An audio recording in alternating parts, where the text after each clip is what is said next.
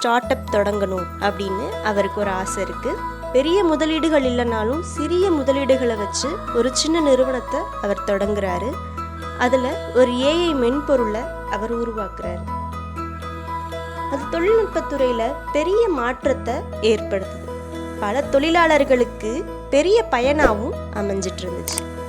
விரைவில் உலகளாவிய கவனத்தையே அந்த மென்பொருள் ஈர்த்தது.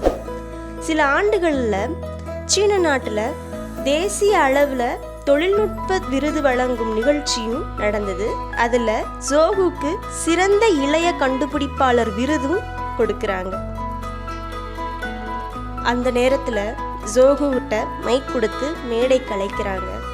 அப்போ ஜோகு சொல்றாரு, இன்று நான் இந்த மேடையில் நிற்கும் தருணத்திற்கு காரணம் என் அப்பா.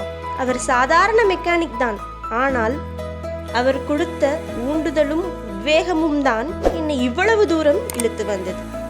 அவர் உழைப்பும் எனக்கு ஏற்படுத்திய உற்சாகமும் இல்லாமல் நான் இங்கு இல்லை அப்படின்னு சொல்ல பார்வையாளர்கள் எல்லாம் பெரிய கரகோஷம் அடிக்கிறாங்க.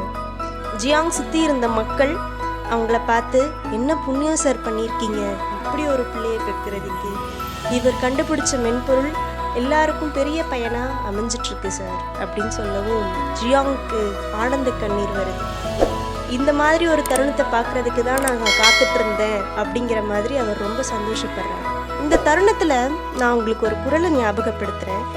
மகன் தந்தை காற்றும் உதவி, இவன் தந்தை என்னோற்றான் கொல் எனும் சொல். ஆக பிள்ளைகளாகிய நீங்கள் என்ன பண்ணணும்னா, பெற்றோருக்கு பெருமை சேருங்க. நல்ல ஒழுக்கத்தாலையும் அறிவாலையும், செல்வத்தால் மட்டும் இல்லை. நம்ம அடுத்த குறளோட தொடக்கம் என்னன்னா, வையத்துள் வாழ்வாங்கு அப்படின்னு ஆரம்பிக்கக்கூடிய குறள். அது என்ன குறள்னு கண்டுபிடிச்சிங்கன்னா கமெண்ட்ஸில் சொல்லுங்கள். அதுக்கான கதையோடு நான் வரேன்.